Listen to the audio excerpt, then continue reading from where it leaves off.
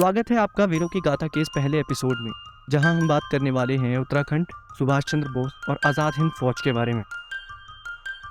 आज़ादी हो या आज़ाद हिंद फौज की कहानी, सुभाष चंद्र बोस के जिद और जुनून के बिना दोनों ही अधूरी है। यह भी एक निर्विवादित सत्य है कि आज़ाद हिंद फौज को बनाने की प्रेरणा उन्हें देहरादून के राजा महेंद्र प्रताप सिंह और पेशावर कांड के हीरो चंद्र सिंह गढ़वाली से मिली।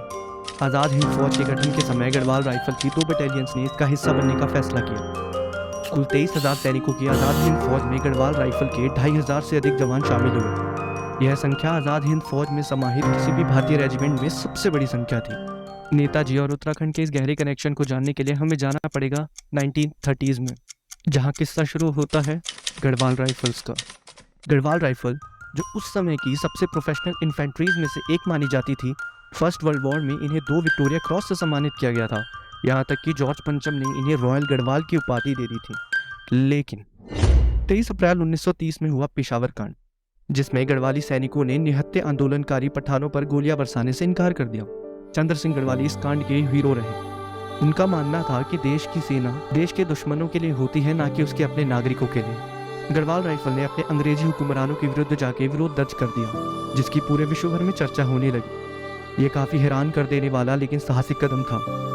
गढ़वाल राइफल अब बगावती हो चुकी थी। पेशावर कांड ने ब्रिटेन की हुकूमत को अंदर तक हिला दिया। वहीं इस कांड ने क्रांतिकारियों को एक नई उम्मीद से भर दिया। मशहूर लेखक राहुल सांकृत्यायन के मुताबिक पेशावर कांड ही वो घटना है जिसने सुभाष चंद्र बोस के क्रांतिकारी दिमाग में अब धुंधी धुंधी बन रही आज़ाद हिंद फौज की परिकल्पना को ठोस आकार दिया।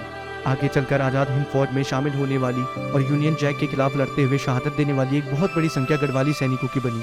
इसी पेशावर कांड से नेताजी को प्रेरणा मिली और अब परिकल्पना को ठोस आकार देने का वक्त था।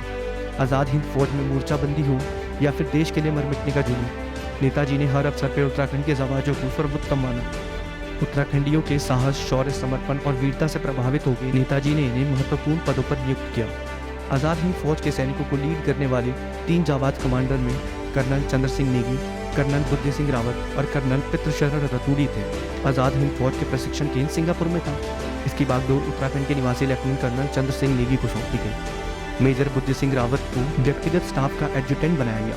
Lieutenant colonel Pitrasharan Raturi 1st battalion के कमांडर बने। 1944 में बर्मा कैंपेन में अपनी वीरता दिखाने के लिए रतूड़ी जी को नेताजी ने खुद अपने हाथों से आज़ाद हिंद फौज के सर्वोपरि सम्मान सरदार ए जंग से नवाजा। इन अफसरों के अलावा तिरनज्ञान सिंह बिष्ट, कैप्टन महेंद्र सिंह बागड़ी, मेजर पद्म सिंह गुसाई और मेजर देव सिंह दानो भी अपनी दिलेरी और निष्ठा के चलते आज़ाद हिंद फौज में काफ़ी धाक जमा ली थी, जो दर्शाता है कि नेताजी सुभाष चंद्र बोस के सबसे विश्वसनीय सिपाही उत्तराखंड के ही थे। डॉक्टर अजय सिंह रावत ने अपनी पुस्तक उत्तराखंड के समग्र राजनीतिक इतिहास में लिखा है कि आज़ाद हिंद फौज में उत्तराखंड के जवानों का सर्वाधिक योगदान रहा है।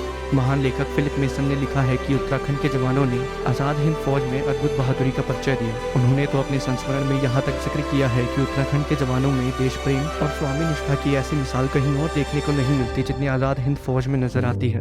आज़ाद हिंदुस्तान के सपने को साकार करने के लिए उत्तराखंड के 600 लाल शहीद हो गए। उत्तराखंड के लोगों का फौज के लिए जज्बा आज भी देखने को मिलता है।